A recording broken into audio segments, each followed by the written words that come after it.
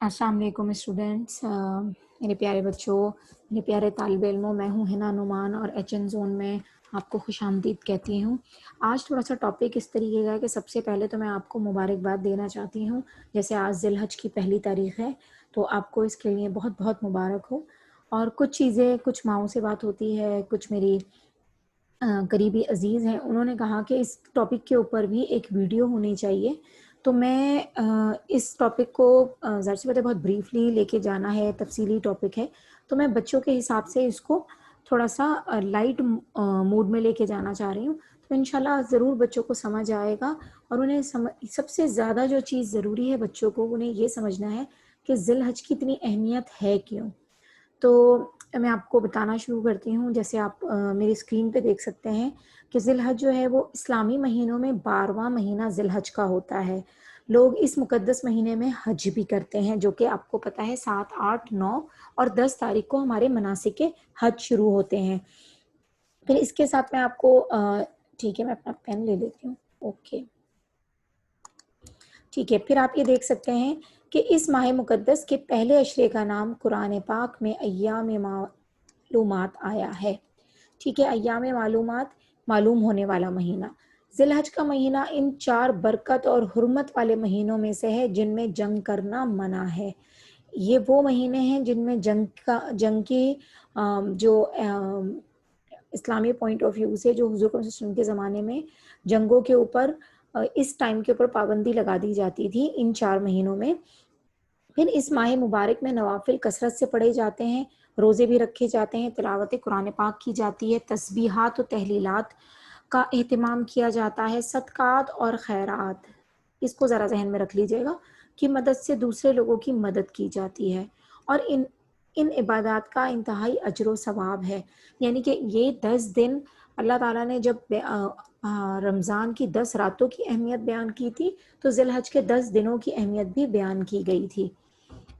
इस माह मुबारक में हज किया जाता है और इसके लिए इसकी अहमियत और फजीलत तफसील से बयान की गई है। तो ये हमारा एक अलग टॉपिक है, मगर मैं इसको थोड़ा सा इन शॉर्ट आपको बता देती हूँ कि हज फ़र्ज़ होने की 8 शराइत हैं। 8 शराइत का होना ज़रूरी है, अगर वो ना हो तो हज नहीं होता, यानी कि फ़र्ज़ नहीं होता।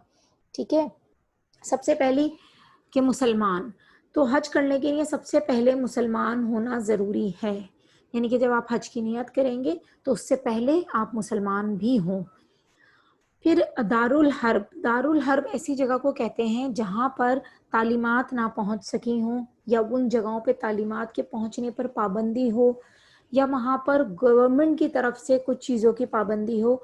तो उसका मतलब ये होता है कि उस इंसान को मालूम ही ना हो कि हज करना है या हज करना फ़र्ज़ है, और ये तालीम उस तक नहीं पहुँची है, तो उस सूरत में हज आपके ऊपर फ़र्ज़ नहीं होगा। लेकिन जब आपको मालूम हो जाए और आप आज़ाद भी हो जाएँ, यानी कि आप उस इलाके से निकल भी जाएँ, तो फिर आपके ऊपर हज फ़र्ज़ होगा।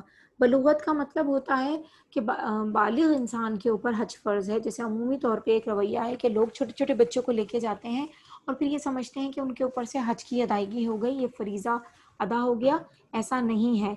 हज सिर्फ़ बालिग़ पर फ़र्ज़ है, और जब तक वो बालिग नहीं हो जाएगा, चाहे उसके पास पैसा हो, यानी कि वो साहिब नसाब हो, साहिब इस्तिताअत हो, तब तक उसके ऊपर हज फ़र्ज़ नहीं होगा। आकिल, चौथे नंबर पे हमारे पास है आकिल। हज सिर्फ अक्ल पर फ़र्ज़ है। अक्ल वाला क्या मतलब, जिनकी जिसका ज़हनी शऊर हो, जिसे सही और गलत की पहचान हो, वो मजनून या पागल ना हो, हज उसके ऊपर भी फ़र्ज़ है। और यह खसूसियात होने वाले के ऊपर, यानी कि अगर वो मजनून है या पागल है तो हज फ़र्ज़ नहीं है। 5वें नंबर पे हमारे पास है आज़ाद, यानी कि वो इंसान आज़ाद भी हो, किसी का गुलाम ना हो, कनीज़ ना हो, बांदी ना हो, या जेल में बैठा हुआ इंसान जो है, उसके ऊपर भी इस फरीज़े की थोड़ी सी रुख्सत है। इसके साथ हमारे पास आ जाता है जनाब बदनी इस्तिताअत। ठीक है, चूँकि ये बहुत सेर हासिल गुफ्तगू है, और इसके लिए उलमाए दीन ने बहुत बेहतरीन तरीके से इन चीज़ों को बयान कर दिया है, लेकिन मैं सिर्फ अपने शागिर्दों, अपने तालिब इल्मों के लिए इसको थोड़ा आसान करके बताना चाह रही हूँ।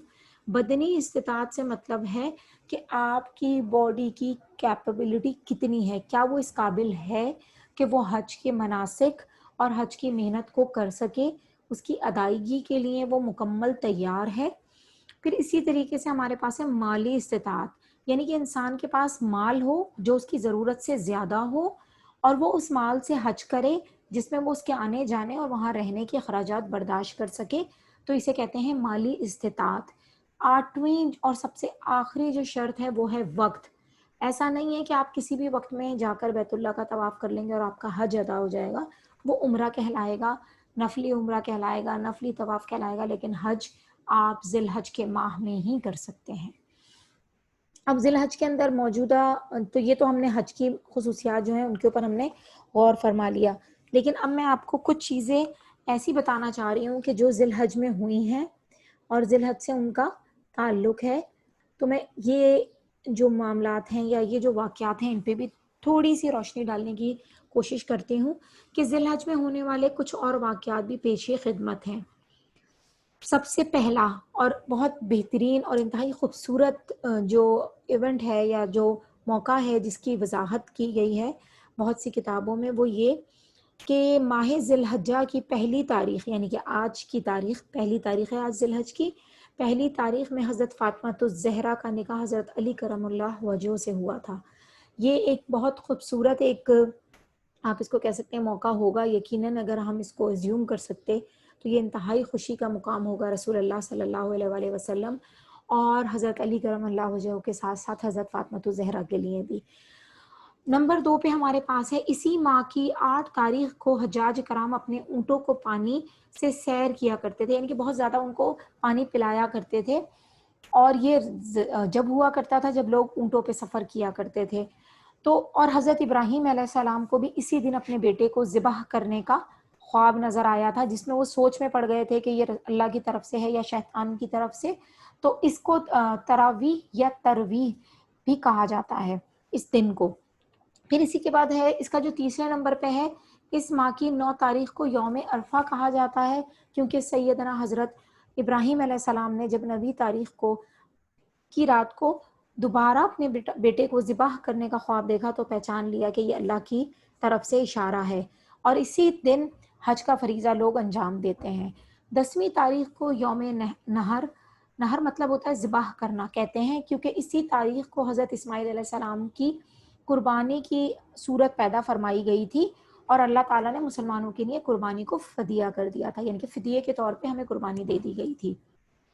اسی ماہ کی 11، 12 اور 13 تاریخ کو ایام تشریق کہا جاتا ہے۔ پھر آپ کے پاس آ جاتا ہے 6 نمبر پہ، اسی ماہ کی 14 تاریخ کو حضرت علی نے نماز میں اپنی انگوٹھی صدقہ کی تھی، اور یہ انگوٹھی کون سی انگوٹھی تھی؟ جو رسول اللہ نے ان کو تحفتاً عطا فرمائی تھی۔ پھر اسی طریقے سے نمبر 7 پر ہے، اسی ماہ کی 26 تاریخ کو حضرت داؤد علیہ السلام پر استغفار نازل کی گئی تھی، یعنی کہ استغفار کا تحفہ بھی اسی مہینے میں حضرت داؤد علیہ السلام اور ان کے بعد تمام امتوں کو ملا تھا۔ پھر 8ویں نمبر پر ہے، اسی مبارک مہینے کی 28 تاریخ کو حضرت علی مسند خلافت پر بیٹھے تھے۔ ٹھیک ہے، پھر آپ آ جائیں نمبر 9 پہ، اسی ماہ کے 10 روزے رکھنے کا ثواب بھی بیان کیا گیا ہے، یعنی کہ اس ماہ میں جو شروع کے پہلی ذی الحج سے لے کے 9 ذی الحج تک جو روزے رکھے جاتے ہیں ان کا بہت ثواب ہے، اور یہ 10 روزے جو ہیں وہ رسول اللہ صلی اللہ علیہ وآلہ وسلم سے ثابت بھی ہیں۔ پھر عید الاضحیٰ کا تعلق تاریخ اسلام کے ایک نہایت درخشاں باب سے ہے۔ اب جس بارے میں بات کروں گی تو اس کو ہم اپنی عمومی لائف سے ریلیٹ کریں گے، آپ فوراً اس کو اپنی موجودہ زندگی سے جوڑتے جائیے گا۔ تو آپ یہ دیکھ سکتے ہیں کہ ایک عمومی لائف کے بارے میں بیان فرمایا جا رہا ہے۔ عام طور پر لوگ اسے صرف سنت ابراہیمی کی یادگار کے طور پر مناتے ہیں اور اس کی اصل روح سے لاپرواہ ہو جاتے ہیں۔ دراصل یہ قربانی کا جذبہ ہمیں حضرت ابراہیم علیہ السلام کے اسوہ حسنہ کے بارے میں بتاتا ہے، اس بارے میں بتاتا ہے کہ حضرت ابراہیم علیہ السلام کس قدر اللہ تعالیٰ کی بات ماننے والوں میں سے تھے، اور اگر اسوہ حسنہ کی بات اور توحید کی بات کی جائے اور احکامات کو اور فرمانبرداری کو ماننے کی بات کی جائے تو بے شک حضرت ابراہیم علیہ السلام کا بہت بلند مقام ہے۔ اسی طریقے سے اگر فرمانبرداری اور اللہ کے احکامات پہ والدین یا والد کی فرمانبرداری کی بات کی جائے تو حضرت اسماعیل علیہ السلام جیسی اولاد کی مثال نہیں ملتی۔ پھر اس کے اندر آپ کو میں تھوڑی سی اور چیزیں بتاتی ہوں. اس حضرت اسماعیل علیہ السلام نے حضرت ابراہیم علیہ السلام کے حکم پر سر تسلیم خم کیا، اور حضرت ابراہیم علیہ السلام نے اللہ تعالیٰ کے حکم پر اپنا بیٹا پیش کر دیا. یہ دو مثالی باپ بیٹے کی کہانی ہے جنہوں نے دنیا کو یہ بتا دیا کہ اللہ کے حکم کے لیے اپنی جان سے پیاری اولاد اور یہاں تک کہ اپنی جان دونوں دی جا سکتی ہیں. اب ہم اس کی تھوڑی تفصیل کی طرف چلتے ہیں کہ اس کا مقصد کیا تھا، اور حضرت ابراہیم علیہ السلام اور حضرت اسماعیل علیہ السلام کے رشتے پہ تھوڑی سی روشنی ڈالتے ہیں. حضرت اسماعیل علیہ السلام حضرت ابراہیم علیہ السلام کی سند رسیدگی کی اولاد تھے. والدہ کا نام حضرت ہاجرہ تھا. جب بچے تھے تو حضرت ابراہیم علیہ السلام نے اللہ کے حکم سے ان کو اور ان کی والدہ کو بنجر اور ویران علاقے میں چھوڑ دیا، جو اب مکہ معظمہ کے نام سے پہچانا جاتا ہے، اور جہاں تحفتاً حضرت اسماعیل علیہ السلام کی ایڑیاں رگڑنے سے ہمیں زمزم ملا ہے، اور یہ اللہ کی طرف سے ہمارے لیے انتہائی بڑی نعمت ہے. پھر جب وہ یہ کشمکش اور یہ آزمائش ختم ہوئی اور حضرت ابراہیم علیہ السلام حضرت اسماعیل علیہ السلام کو واپس اپنے پاس لے آئے، تو ایک دن خواب میں کیا دیکھتے ہیں کہ حضرت ابراہیم علیہ السلام کو حکم ہوتا ہے کہ وہ حضرت اسماعیل علیہ السلام کو ذبح کر دیں. انہوں نے اپنے بیٹے سے پوچھا کہ میں نے تمہیں ذبح ہوتے دیکھا ہے، تم کیا کہتے ہو؟ حضرت اسماعیل علیہ السلام نے انتہائی ادب کے ساتھ جواب دیا، ابا جان آپ مجھے ثابت قدم پائیں گے. حضرت ابراہیم علیہ السلام نے حضرت اسماعیل علیہ السلام کو ذبح کرنے کے لیے لٹایا تو خدا کی طرف سے آواز آئی، اے ابراہیم تو نے اپنے خواب کو سچ کر دکھایا. ہم احساس کرنے والوں کو اسی طرح جزا دیتے ہیں، اور ہم نے اس کے لیے ذبح عظیم کا فدیہ دیا، یعنی کہ ان کو بدل کر وہاں پر ایک دمبا تحفتاً بھیجا گیا. حضرت اسماعیل علیہ السلام کی اسی قربانی کی یاد میں مسلمان ہر سال عید الاضحیٰ مناتے ہیں. یہ سوچنے کی بات ہے کہ کیا قربانی کے جانور پر یا اس کے گلے پر چھری پھیرنے کا نام قربانی ہے؟ نہیں، بلکہ اس ایثار کا نام قربانی ہے جو ہم اپنے نفس اور غلط خواہشات پر چھری پھیر کر کرتے ہیں. آپ کو سمجھنے کی ضرورت ہے کہ کیا ہم اتنا ہی خالص ہو کر قربانی کرتے ہیں جتنے خالص ہو کر حضرت ابراہیم علیہ السلام نے حضرت اسماعیل علیہ السلام کو پیش کر دیا تھا. اور بچوں ایک چیز کا خیال کریں، حضرت ابراہیم علیہ السلام کے پاس حضرت اسماعیل علیہ السلام کا حکم آیا تھا کہ ان کو ذبح کیا جائے. ان کے پاس کوئی چوائس نہیں تھی، انہیں ہی ذبح کرنا تھا. جو ان کے نصیب میں تھا، یعنی کہ جو ان کی اولاد تھے انہیں ہی ذبح کرنے کا حکم دیا گیا.